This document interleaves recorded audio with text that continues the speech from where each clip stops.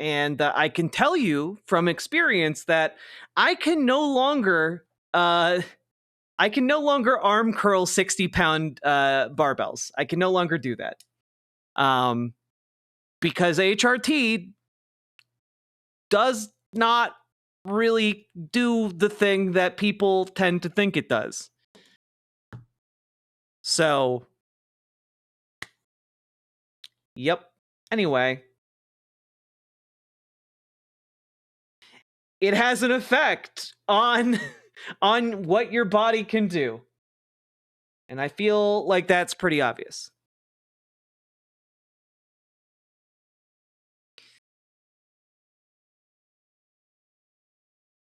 Yeah, trans bodybuilders and athletes have the same issue. Exactly.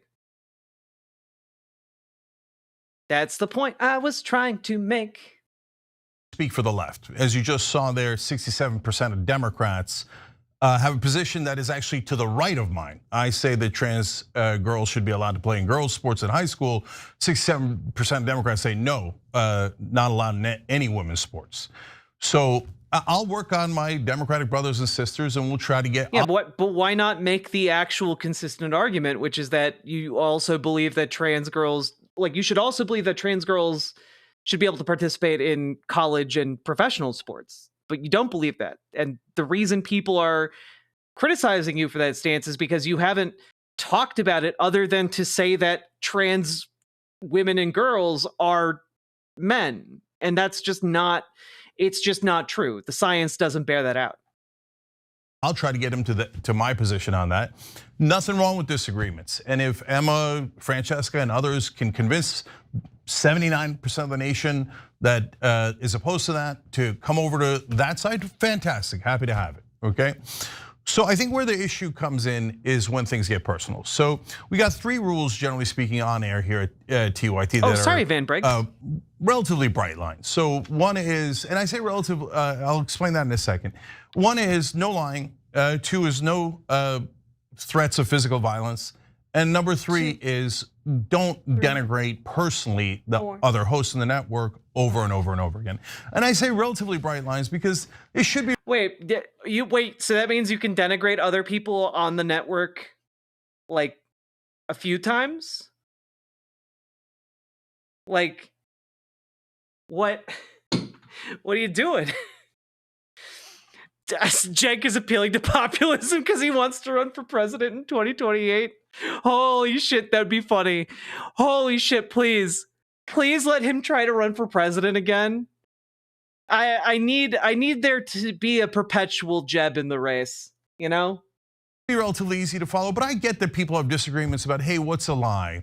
Are what they say about crime stats a lie or not? No, I'm not going to nitpick that. And please we let get Cenk into in the heated debates. debates from time to time. Me and Ben Glebe in the past, me, Ben Mankiewicz, me, Michael Schur, etc. And I love those debates. And somebody might cross a line and say something they shouldn't have, but we usually hug it out. And so I'm not nitpicking here. What we're looking for is, hey, are we all rowing generally in the same direction, or are some of us drilling holes in the boat? And so are you doing it over and over again on purpose to try to create an issue? Or even if you're not trying to do it, you are creating an issue by constantly attacking our own. And I have applied this 2 other times, which I'll tell you about in a minute. This all started, unfortunately, when I went on Francesca's show and we had what seemed like a normal conversation and debate about this issue.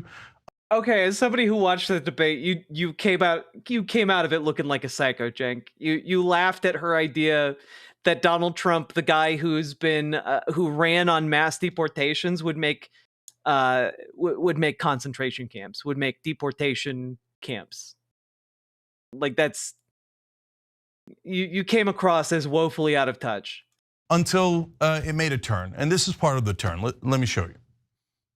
I'm reminded of the book by I think his name is Michael Schneider on tyranny, and he wrote it's like 20 lessons from the 20th century. Timothy Snyder, let's get it right. I have a copy of his book right here. I'm just playing.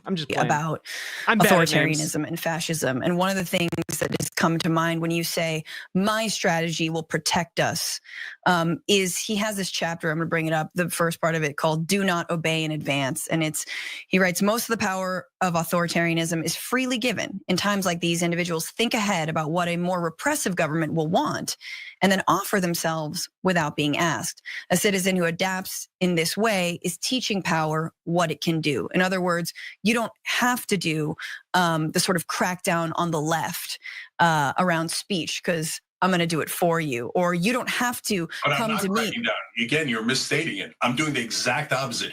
You're cracking down by saying, Cenk, you're out of bounds. So you should stop with your stupid opinion. And because you're implicating me. I can't believe. Like, you know, it's wild how in the middle of the conversation, he will then misrepresent what other people are saying about him in a way that is more victimizing to himself.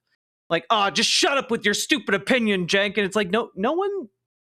I mean, I didn't hear Francesca say that.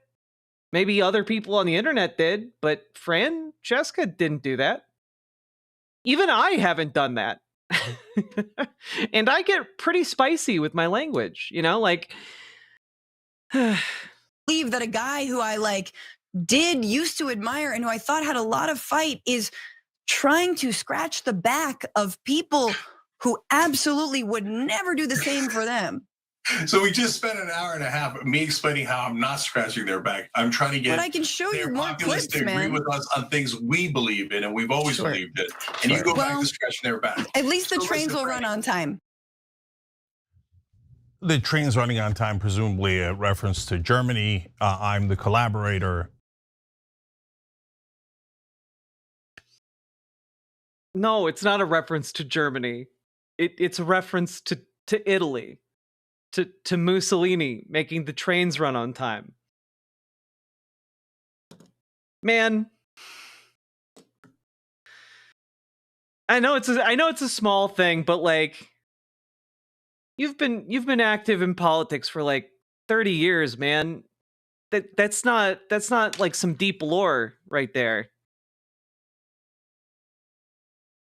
And I'm yes, Mussolini, the great German Führer. Yeah, scratching the right wing's back by having my opinion, the opinion I've always had, an opinion I've had for years, and you guys have seen. Yeah, for Francesca's years so on classy.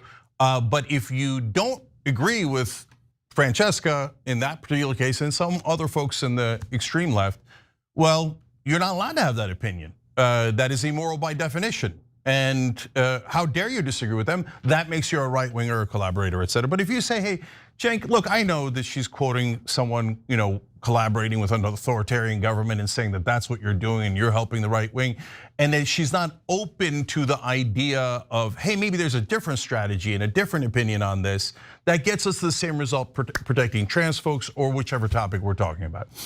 Okay, if you're not. And at that point, I certainly hadn't done anything. I think that was, I didn't appreciate that, but that's okay. We kept going, and she's been on the network since. Then she started to do more and more and more, and it got more and more personal. So after that discussion, this happened. I like that we can both be very Mediterranean about it and get like super mad, but then rein it in and be cool, and then be like, we're like, yeah, we're just gonna yell, and then we're gonna be fine, and then we're gonna get over it. So that's the kind of beer I like to have.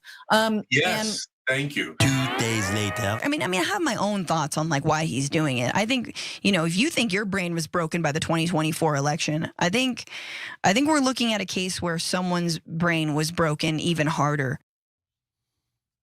Okay, but look, guys, if she had said that about another host, I probably would have drawn the line there. But it's about me, so I wanted to give more leeway. My brain is broken, and by the way, that's still okay. The first time she's getting super personal. Collaborator, maybe that's a political opinion. Now we're a broken brain, even though we were supposed to have a beer and we were supposed to hash it out and be okay afterwards, but apparently not okay afterwards. But then that was the tip of the iceberg. She continued again and again. Here's the next one.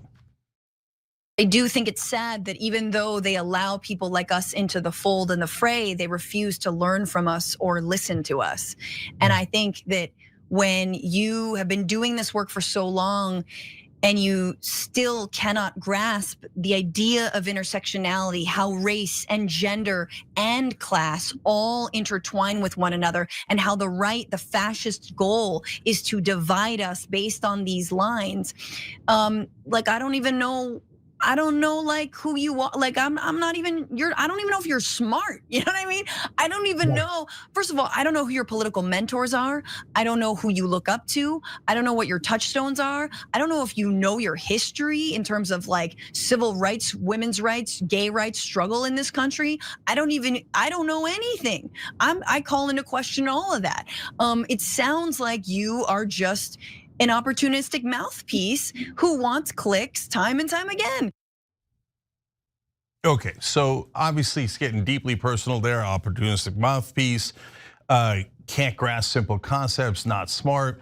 But guys, and I'm not angry. Look, people have different opinions. I'm not angry, says man who put out a 30-minute long segment, sorry, 26-minute long segment about how not angry he is. And they want to make it personal. It is what it is, right? I'm more sad about it. You know, I'll say something at the end about that. But to me, the attitude that is toxic, and that's what I don't want at TYT. I want to build a community that is really open to conversations. Is they refuse to learn from us. So the idea is, well, obviously I'm right and the only moral center of the universe, and I already told him that, and this guy wouldn't even learn from me. It's just such a deeply arrogant thought that if someone disagrees with you, they need to be You know, but like the issue is that he's arguing.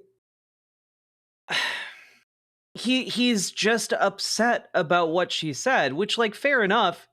What she said would be upsetting if you believed yourself to be wholly in the right. But like, what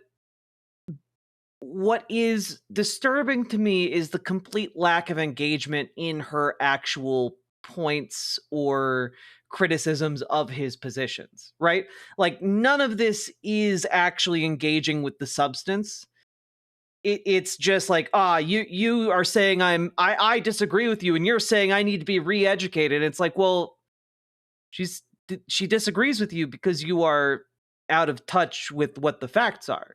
And like, if you believe you are in touch with the facts, then you need to engage with the substance in order to show that you are correct. Like, that's, if you are correct, then the facts will bear you out, right? So why not engage on the substance instead of like, how dare someone say I am wrong? They all want me to go to a re-education camp that doesn't exist. And it's like, well, we would like you to engage with the substance of the argument. You know? Educated, and maybe they haven't read any books at all. Okay, did she stop there? Of course not. And yes, Is it as I now? told It's me, Airbnb Abortion. Thank you for the tier 1 sub. I appreciate it. Cenk, I do feel very implicated. I have felt implicated by their takes, specifically around crime and policing in years past. Definitely by this new heel turn since Trump's reelection, and absolutely. Well, it's not disagreement though when the context is human rights. I mean, the thing I would say is that if you are going to disagree on a human rights question, I would love to hear your argument for why you believe that you believe in that disagreement. You know, like, engage on the substance, right? Like, that's, and so far I'm seeing absolutely no attempt to engage on the substance of this whatsoever. Other than he showed a clip that showed that actually trans people in participating in sports at any level is super unpopular, and so therefore his position is actually pretty progressive by compromising with what the far right wants, which is zero participation in sports for trans people. You know, God. Sophie Bliss, thank you for the gifted membership on YouTube. I appreciate that immensely. Absolutely by the misrepresentation of the Los Angeles fires and who the responsibility lies on. It is. Oh, that's right. There was I think they reported that like the fires were being started by homeless people or something like that. Bizarre. Enraging, to say the least. Who's the dude on the right? The Los Angeles fires. I believe the dude on the right is another former TYT contributor. Are not the responsibility of the mayor. They're apparently the responsibility of Republicans, or I don't know. I don't know what her thought on that is, and I don't know why she's enraged by that, but that's okay. Apparently I've taken- I mean,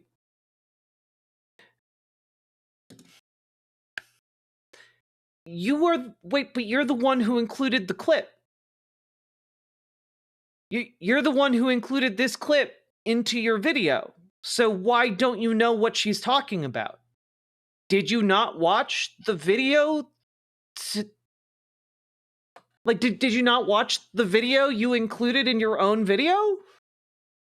Like, why would you not know what she's talking about if you're including that in there? Like, clearly you had access to her video, so watch her video.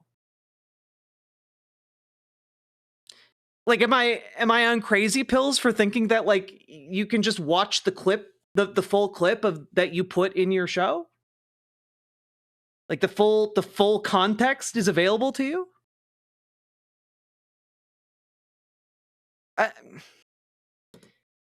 Yeah, I just think that if you're asking questions like that after showing a clip, that's pretty disingenuous, to say the least. This is why, by the way, I show the entire video to you guys. And I know that sometimes it's boring, and sometimes for the sake of time, we have to skip like the first 10 or last 20 minutes of something just because like we gotta go. But like for stuff like this, I try and show the full context because like I don't want to come across like this ever, you know? Sophie Bliss, thank you for the gifted membership. I appreciate it immensely. Thanks for supporting the stream.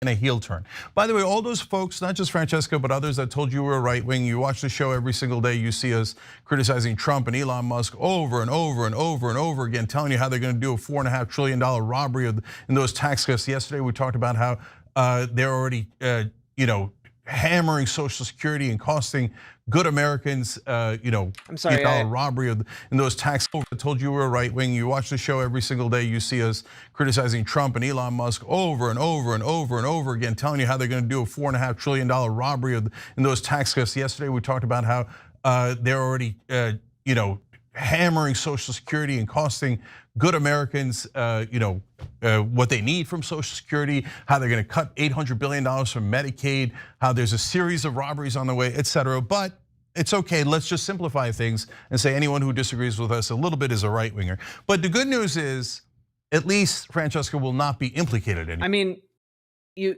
literally talked on your show about how you want to like incorporate more right wingers. Like, I don't know. Like, I think like some of the comments here indicate where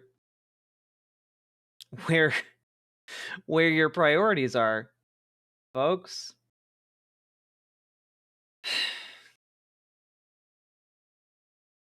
Francesca has gotten very extreme over the last couple of years. Yeah, honestly, these comments are better than they were last time I checked. Love Fran, but I'm with Jenk on this. Transgender women can compete with men. These trans just want to take the easy road.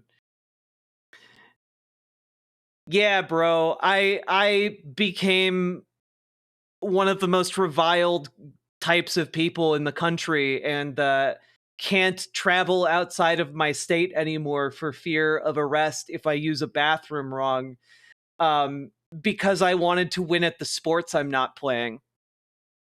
So true, commenter. All of us transes just wanted to take the easy path in life. You know, look at, as evidence, I want to display to you all of the gold medal Olympic winners that are trans. Oh, but that list is zero? That list is zero. Because like you aren't actually playing on easy mode if you. Oh, okay. Yeah, okay. Cool. Awesome. But it's the easy way to win at sports, apparently. God. Anyway. Anymore. And I never understood that, because she's been saying this for a long time now, that she was implicated by us. Then why keep taking the check? And it's not a big check. And Francesca has had, a career before us. She talks about that. Of course she did. And she'll have a career after us. There's no problem with that. So why, if you think we're collaborators and we've taken a heel turn and we're working with fascists, why did you choose to get implicated with us all these days? But good news, no longer implicated. I mean, yeah. I think it's pretty obvious that she was hoping you would change. I think she was hoping that you guys would be like, oh yeah, hey, maybe we were wrong, and then like adopt better positions. Like I think it's pretty obvious, right? Like that's what she was hoping for. Believe it or not, she did not stop there. This is now another show. Watch. So Cenk's line up until this point has been, no, it's at the collegiate level and above. Yeah, because you went on an anti-vaxxers show. Like what? I don't know. Like it's crazy. Yeah, why would this person criticize me for cozying up to a right-wing influencer like Jillian Michaels, the lady who got famous for yelling at people and abusing them until they lost weight? Yeah, why would anyone criticize you for that? You're just a special birthday boy. I think once you get to the college level and above, that's when it's bad. So he would be on board with the end. By the way, Jillian Michaels, very supportive of anti-trans rhetoric and RFK Jr., just as an FYI. CAA said recently. But you're so dumb. You're so dumb. I don't even know how to explain this to you anymore. Unless, this is the other option, unless you also are a transphobe. You know what I'm saying? Unless you also are kind of a misogynist. Because if you disagree with Francesca or anyone on that part of the spectrum, well, you must be a misogynist. You must be collaborating with the fascists. And obviously you must be unintelligent. Now, if I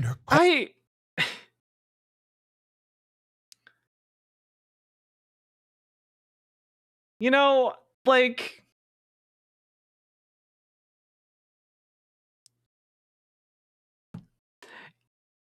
dog, you might want to like avoid this topic, right? Like, you once wrote a blog post that women suffer from genetic flaws because they don't want to have sex often enough with you. So like, you had to apologize for that. And like, good on you for apologizing, but also like, do you think maybe that some of that misogyny might still be influencing some of your decisions and some of your language and some of your rhetoric? And like, granted, this is from 2000. It's from a while ago. But like,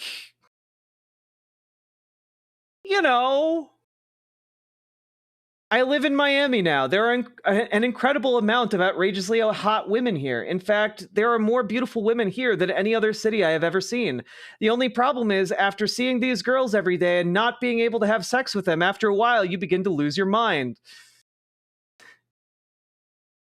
Don't get me wrong, I hook up a decent amount, defined as at least make out with a new girl every 6 to 8 weeks and have sex with a steady girl at least once a week.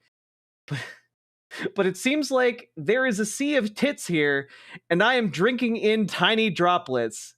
I want to dive into the whole goddamn ocean. Anyway, I feel like I don't have to read the rest of that, so please don't make me. I'm just going to read one other piece of this. There are two problems, which I will get into greater detail on later, But for now, suffice it to say, they are 1, too many semi-professional whores in Miami. 2, the genes that God gave women. And like, granted, good on him for apologizing, but maybe in addition to the apology, there needs to be more follow through. And I would think that someone in who you trust, who you worked with for years or worked alongside for years, making a comment about how you might be misogynistic or incorporating misogyny into your rhetoric would be pause for introspection on whether or not you've done enough work on yourself in that regard.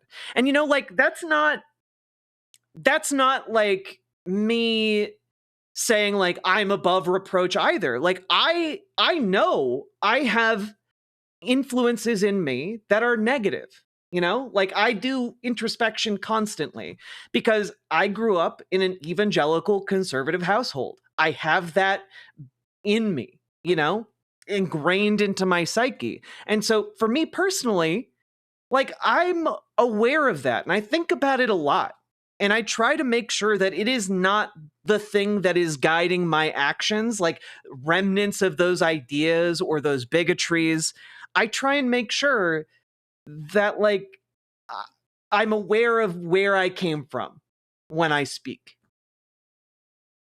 And so this is not an issue that is unique to Cenk, and Cenk is not like the most evil person in the world as a result of it, but it's a thing where, like, if you have that past and someone's talking about your words and actions like this, have more introspection,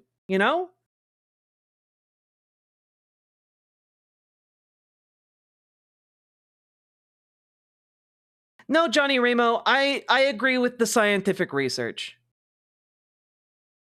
Like, I don't know what you're doing here, spreading vaccine denialism in my site chat, but I would suggest you stop.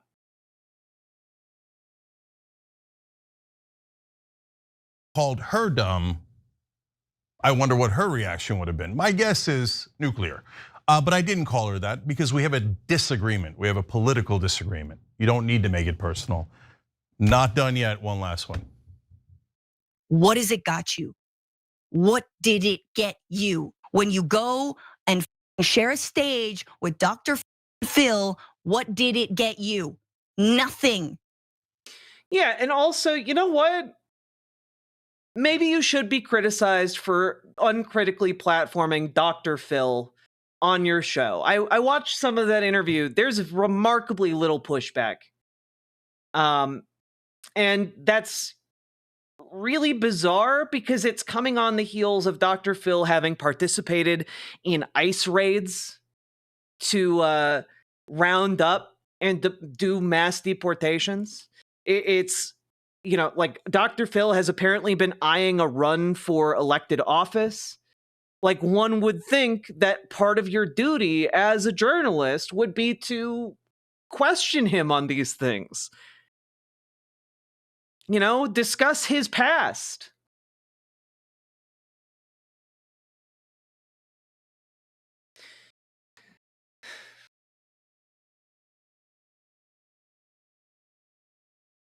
You know why?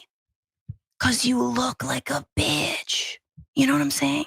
Yeah, when you are uncritically, like, platforming someone with as long and as extensive a history as Dr. Phil, a guy whose main show is built around manipulating vulnerable people like they're sideshow attractions at a carnival, like, maybe one should question him a bit more about that. Maybe one should question him about the fact that certain people on his show have been referred to, like, essentially conversion therapy camps. Maybe there's stuff to talk about there. All I'm saying, maybe there's some material there to dive into and talk about some material harm that has been done.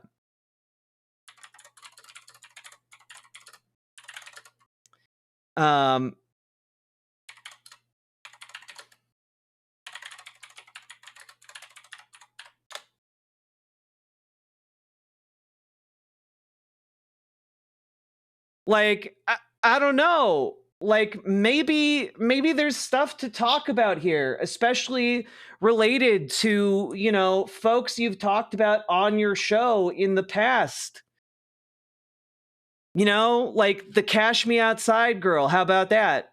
Who was then sent to a camp for troubled teens where she was abused. That a camp that Dr. Phil works with closely and has sent many people to. Maybe there's some things to talk about there. But no, let's just glaze him for the interview. You look like a bitch. It does That's make what it is. it does it glazing him does make you look like a bitch. That's just what it comes down to. You don't look like a fighter. You don't look smart. You look like a bitch. That's just the reality. I've tried to tell it to you nicely. I've tried to tell it to you cordially. I've tried to tell it to you on your show, on my show, on every show. And so either you A, are a bitch, or B, you actually agree with the right. And I'm starting to think, in fact, I do think it's the latter. Okay, so again, if I had called her that would have been a different situation, right? But look, guys, also on the policy or the strategy, when you go talk to the right wingers, first we did that, and I mainly did that, and there was a lot of blowback saying don't ever talk to the right wing, but they won the popular vote. How are we going to win back the voters if we never talk to them? Gee whiz, I don't know. Maybe we should, I don't know, push for things that the working class wants and needs, like Medicare for all and minimum wage increases and, you know, things that actually materially improve people's lives in the working class. You know, the broad base of people in this country that choose not to vote because they are so disillusioned with politics that they believe neither party is going to help them. So they never engage in political action because they have been fucked over and forgotten. Maybe the solution there is appealing to the broad swath of people in this country with actual economic reforms that you will actually follow through on. You know, like if you're like, oh man, why did Kamala Harris lose this election? Let's look at what conservatives did. And that doesn't make sense. Because Donald Trump won this election by a slimmer margin than he did the first time around. And so, like, why would you go to them when it's very clear what happened is that Democrats did not turn out and non-voters didn't believe in the message of Kamala Harris? And it's pretty clear to me why people didn't turn out. There are two compelling reasons. Number one, their economic policy, the policy of Kamala Harris, was drafted by her brother-in-law, who is an executive at Uber, a company that thrives and exists to run public transit out of business so that they can have a monopoly over transit in a given city, in a given area. Maybe that guy shouldn't be writing your economic policy. Gee whiz, why would an executive at Uber not understand the economic needs of a working class person? Who can say? And number two is their stance on Gaza and the ongoing genocide in Gaza. And like, you can look at the polling on this. If they had come out and stood against the genocide with a principled position, people would have still voted for them. So ultimately, what we find here is the weakness of liberal conciliation towards capital, i.e., the neoliberal strategy, is not effective.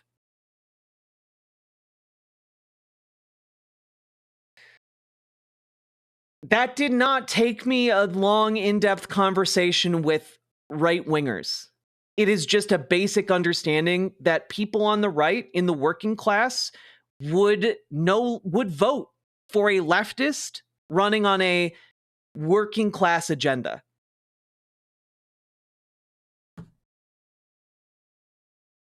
Like that's full stop. Because guess what? If you go talk to a conservative who is working class, they do not care about they'll care about trans kids in sports or whatever. But if you give them a choice between trans kids in sports or getting their child medical care, they're going to choose getting their child medical care. If you give them a choice between trans kids in sports and being hateful towards them or higher wages, they're going to choose higher wages. Like, it's not rocket science here. If you present people with an opportunity that they believe in, they're going to go with that over just blind hatred.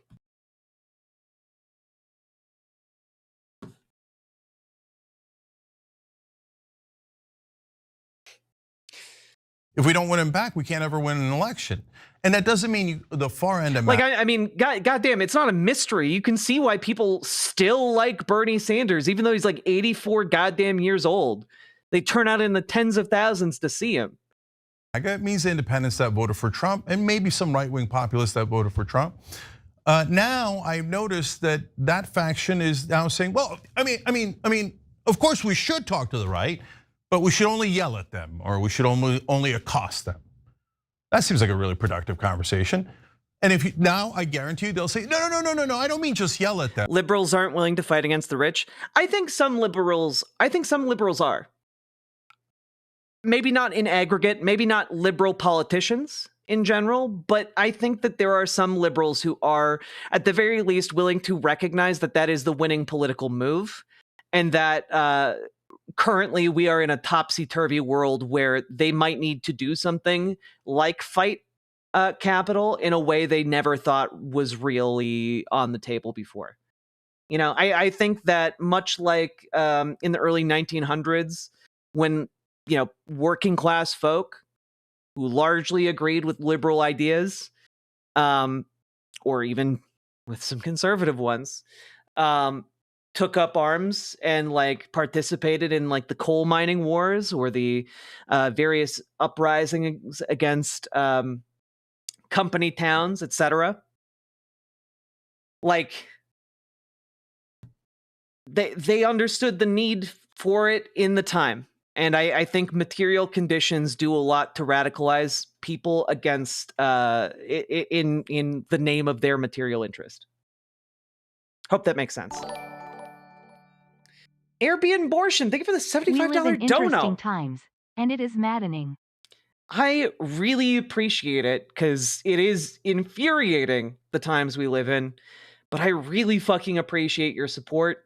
You guys help me to pay my rent. You guys help me to get through month after month. Thank you so much for supporting the show. That's some big BWA energy right there.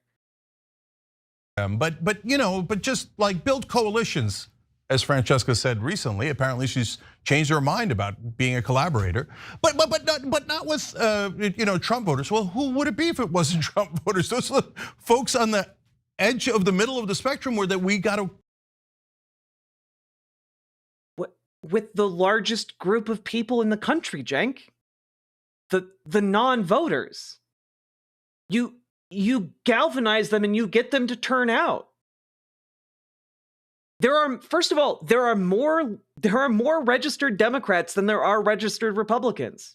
And second of all, so just in sheer numbers, if those were the only people in the country, Democrats and Republicans, in sheer numbers, your goal is mobilizing Democrats. But if you're looking for mass mobilization, then you're looking at mobilizing people who typically don't turn out. That's what you got to do. I'm baffled by this, as if the only people to reach out to are conservatives. Good night, Thistles for Eyes. Bring to our side. We've got to convince them that the populist left is right, not necessarily the populist right. Or no. How have you been in politics for this long? Okay. The best. I'm a socialist, right? I'm on the left. I'm a progressive, right? So I want you guys to understand that I'm approaching this as a socialist, right? The best way to get people to agree with your position is to appeal to the people who are closest to your position. So as a socialist, as a leftist progressive individual, I want to appeal to liberals, to Democrats, and pull them over and bring them to a better, like a better ideological framework, right? And the conservatives are farther away from that. But you know who's closer to? Non-voters. By and large, non-voters agree with people like me who support working class reforms that empower them, make their lives better. Like that's who you reach out to.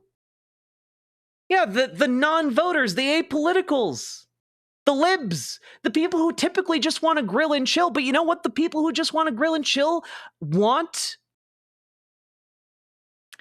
They want better wages, better working conditions, better air, better water. They want to be able to drink their water without worrying whether there are microplastics in it. They want to be able to have their kids, breathe the air in their yards without getting lung cancer or popcorn lung or what have you. They want to have hospitals that function. They want to have, laws that allow their wives and the women in their lives, the people in their lives, to have children safely. That's what people who just consider themselves apolitical want. So you appeal to that. That's your winning strategy. That's why people who are apolitical and know nothing about politics still know the name Bernie Sanders. How do you get them to the polls? You get them excited about what you're offering.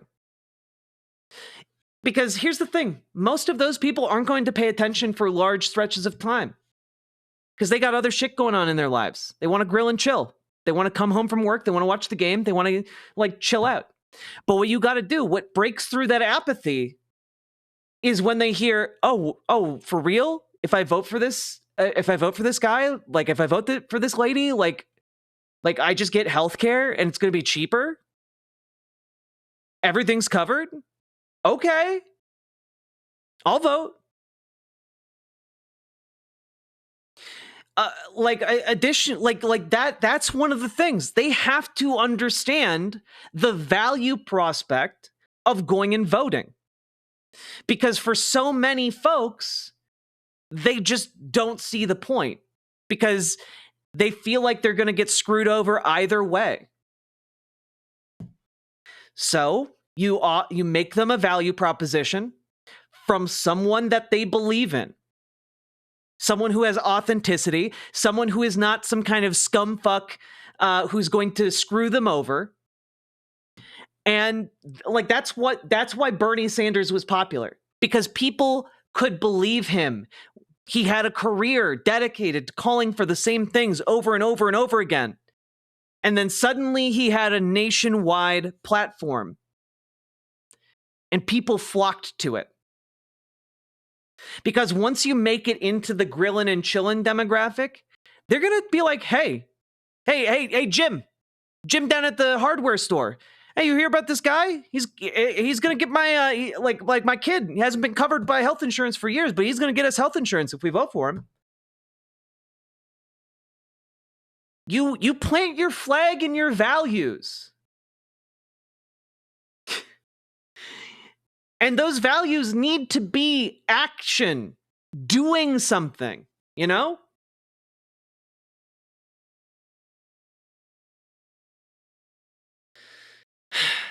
Yeah, Lisa needs braces. Exactly.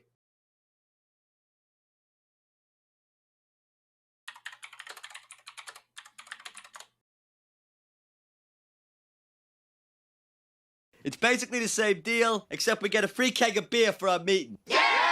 And in exchange for that, we have to give up our dental plan. So long, dental plan. Dental plan. Lisa needs braces. Dental plan. Lisa needs braces. Dental plan. Lisa needs braces. Dental plan. Lisa needs braces. Dental plan. Lisa needs braces. Dental plan. Lisa needs braces. Bullseye! Thanks a lot, Carl. Now I've lost my train of thought.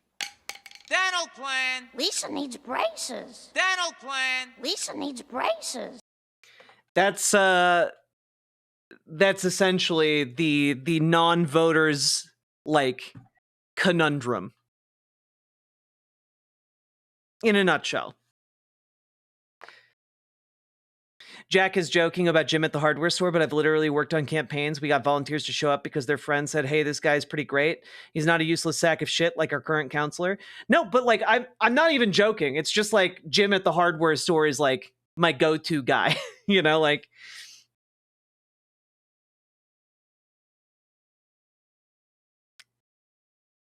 is there anything we can't learn from The Simpsons? Man, if I was a skilled YouTube video essayist, I would just put together a theory of leftist organizing using clips from The Simpsons. But I'm not skilled at that kind of YouTube creation. So where we agree, hey, great, let's work together on that. So who are we building coalitions with if it isn't the other side or people who voted in the other direction?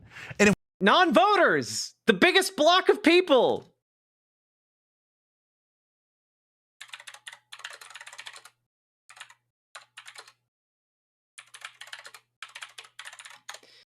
Can I put this forward?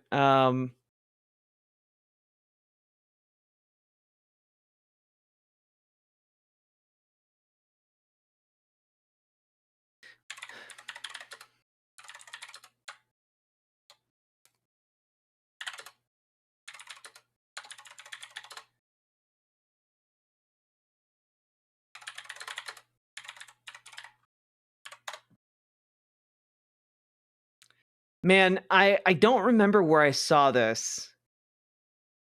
It might be... I don't have a citation for this. Ah, here we go. This is what I wanted to see. Exactly. This is an infographic. The 2024 electoral map, if didn't vote, was a candidate in each state. If non-voters counted as a vote in each state, they would have the electoral victory. So, like, this is what I want you guys to understand and why I think it is absolutely insane for Cenk to be like, oh, who else would you get to vote? When literally the largest voting bloc in America is non-voters. As odd as that sounds, right? If you can get non-voters to vote, it's a game changer.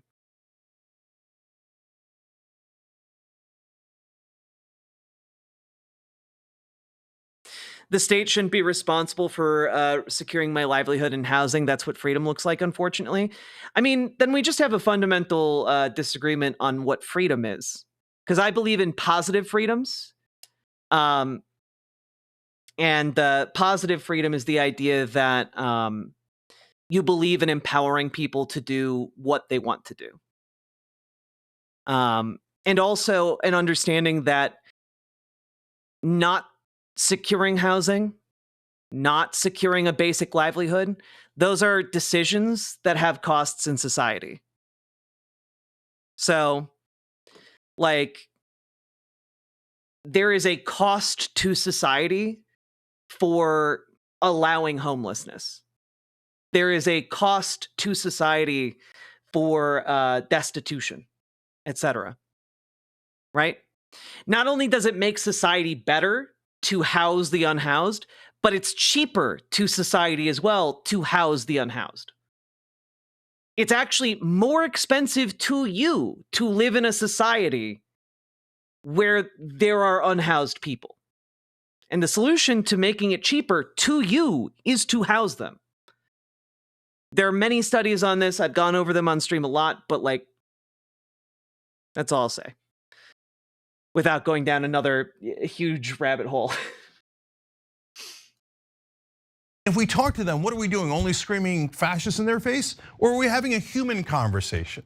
I mean, yeah, that's why I want you to engage with the actual substance of what Fran is talking about. So look, this is not an attitude that I agree with. Again, there are other shows that love what she's saying. And no problem, to each his own, it's a free country. Go and love that and yell and scream and do all the things that you want to do. But do you think that after you do a joint appearance with Dr. Phil or anyone else, that the very next day all of— Yeah, the poor exist so the rich can persist. Excellent summation, Maddie. MAGA's gonna show up and go, oh, I changed my mind. Yeah, understand that the existence of poverty is a choice to society, and that by making the choice instead to siphon society's wealth to the top 0.1% of society, that's a choice. And the cost is millions upon millions upon millions of people living in poverty. That's a choice. We could make a better one. You're absolutely right. No, this is a gradual process where Americans begin to talk to one another and start to learn about each other and start, oh, that's what you mean. Oh, that's how you perceived it. And we begin to have human conversations until we understand each other. Again, if you don't want to understand them and you don't want to do that, plenty of others. I mean, I understand them. I just disagree. I just disagree with conservatives. Shows. So she said, I tried to tell him nicely. Did you? Did you? Because I might have missed that part. All right, guys, you get it by now. Look, there's two other times that I enforced this rule. One was when Sam Cedar was doing it to Jimmy Dore. One-Eyed Heathen, I actually did a segment a while back on homelessness in Finland. The Housing First initiatives that they have there have been cut back by the government, and that has led to an increase in homelessness as a result. But like the results of their program are insanely good. Like they, through implementing these Housing First initiatives, have been able to cut homelessness down to like a couple hundred people. You know, like it fell from like a few thousand to like a couple hundred. It's crazy.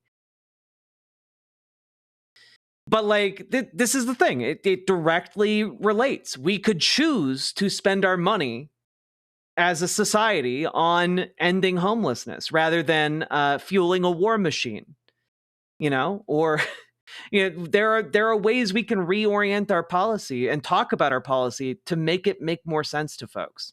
And I think that would be a necessary step. I think we need to reframe homelessness as a personal choice, because I've talked with homeless people, folks. They ain't making that personal choice. They aren't on the street because they want to be.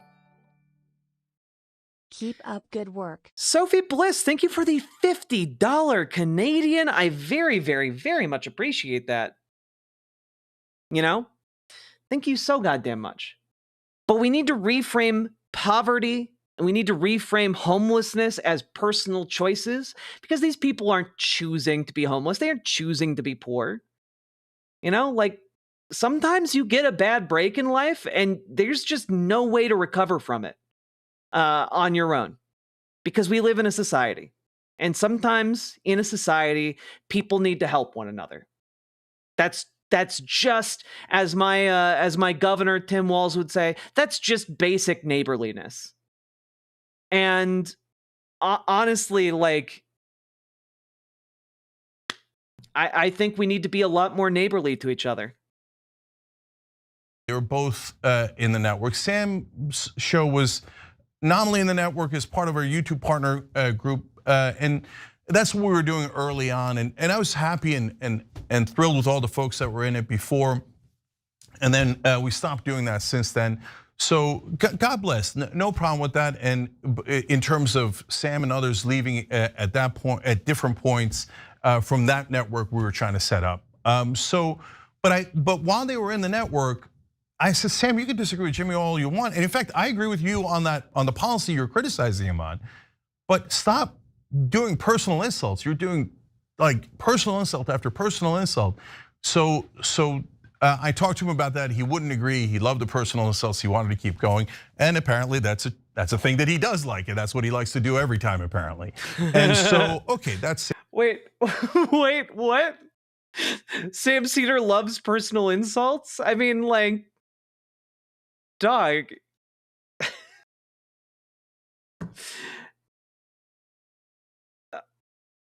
Sam Cedar is one of the most gentle-handed, like, debaters I've ever seen.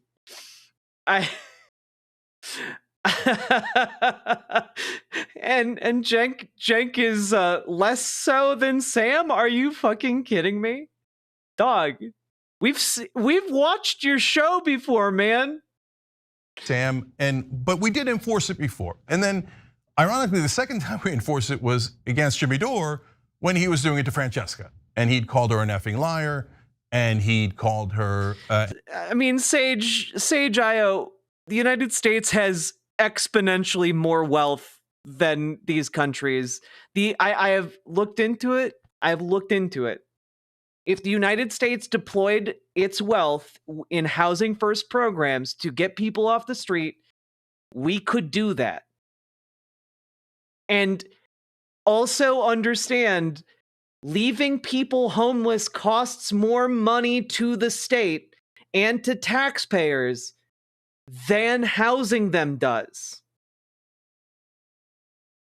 It's the same concept as Medicare for all. Leaving people uninsured is more expensive than insuring them. Same concept. And he said that she was a paid shill, which is a classic go-to move for Jimmy. Although he misspelled it paid chill, which sounds pretty nice.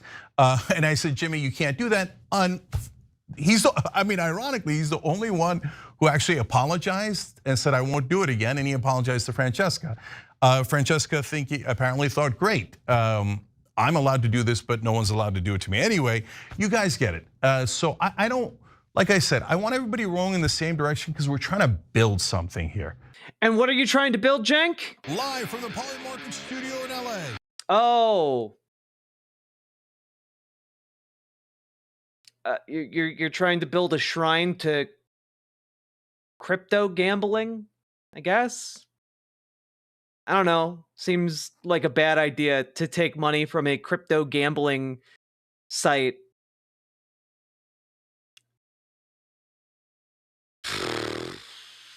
That gambles on politics. You know, politics that you can influence. Seems like a bad idea. Anyway. And why do we want to build something? Because we want our movement to be strong. We want our message to get out there. We want to win over those voters because at the bottom line in all of this is eyes on the prize. You've heard me say that year after year after year. What's the prize? The prize, by the way, note to other online hosts, is not more subscribers. The prize is passing bills because those are the only things that affect our voters, our audiences, their actual lives. Let's pass paid family leave. Let's pass Medicare for all, higher wages, etc. Cool, yeah. And I hope wherever you are on the left-wing spectrum or the middle, but like the issue is, why not focus on those things? Instead, you're focusing on like trans girls in sports. You know, trans people in sports that make up like 0.0001% of all athletes. Like that's the amount of time you've spent in this video talking about trans people versus Medicare for all or higher minimum wages or something like that. Like it kind of indicates priorities to me, you know? Like, I don't know. Wherever you are, I hope that you agree. And I hope that we all work together in trying to pass those bills. So please, eyes on the prize. And so look, I'm gonna show you two charts here for a reason. Some Media Matters did this chart recently. You guys, some of you might have seen it on air. And it has the right-wing shows online in red, and it has the left-wing shows online in blue, okay? What we did there, and I hope you can see it, is we put a little bit of a green circle around the TYT show. So the Young Turks is right next to Rogan. We got 12 million subscribers, one of the largest ones in the whole chart. But Rebel Headquarters is also on there. Damage Report is on there. Indisputable with Dr. Rashad Ritchie's on there. And when you put them together, that's 18.8 million. And it is one of the largest presence in online media, period.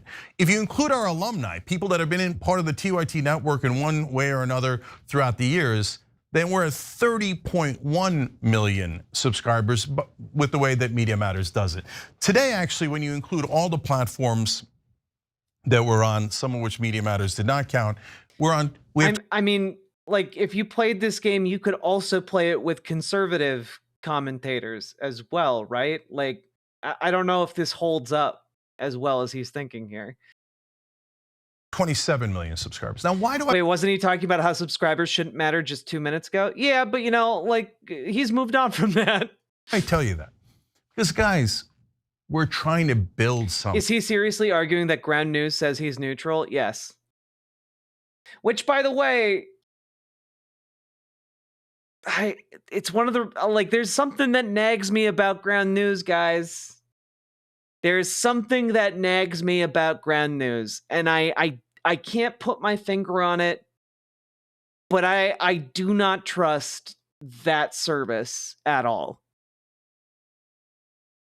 I don't know. I think a site predicated on selling and revealing biases of different news. How do I put this? I think it offloads the work that your brain should be doing onto a service that is doing it for you in a way that ultimately is detrimental to your ability to understand the news. Yeah, it's related. It discourages media literacy. Exactly, Bastian. That's a much more succinct way of saying what I was trying to convey. Thank you. Thank you. Thing. Fox News has dominated discourse in this country for at least 20 years, almost 30 now. And they've made an enormous difference, and I think for the worse, for the much, much worse. We're trying to build a network that makes a difference. Ooh, Salmon Moose, that's a good point. And I don't know that for sure, but Ground News does seem like it's something that's AI generated. It would not surprise me. And I kind of trust your inclination on that since you literally work with AI. For the better. But by the way, you don't have to agree with us and you don't have to say, oh, well, okay, then great, and we should help you and support you. No, you don't have to do that. Build something of your own. Instead of being destructive over and over and over again, how about you be constructive? And you say, hey, Cenk, I don't like the way you guys are doing the TYT network. And I see that you've had this huge success and you've given rise to other progressives that are now having success. And it seems like you helped to build something for our side. Well, you know what though, these days I don't agree with you. So I'm gonna build something larger. Guess what? I would love that. And whether you build something larger or not, you build, let's say you instead. Deal. Bigger than TYT, baby. Look, I've been talking for a long time about how we're gonna be bigger than Hassan. We're gonna be bigger than TYT. We're gonna be bigger than all of them. All right? Get on this riverboat. It's gonna be massive by the time we're through with it. Instead of building a media company or a media show, you built a platform that actually got Democrats elected, but progressive populist Democrats like Bernie Sanders, Ro Khanna, etc. And then they got those bills passed. Oh my God, I would love you for it. Please do that. Build something positive.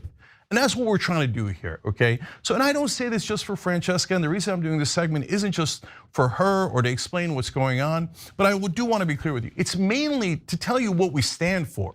Not just the media end of it, not just the host, but as a community, we all have to be open-minded and open-hearted enough to get these things done and push forward. So, look, last thing is, okay, but Fox of Fate, you joke about the Riverboat Jack Media Co-op, and yet I literally have a diagram that I made years ago to kind of envision what an online media co-op might look like and what the flowchart of that organization would look like. And I think it would be really fucking cool if I ever get enough money to start like a media co-op, I'm going to use that structure, and I would love that.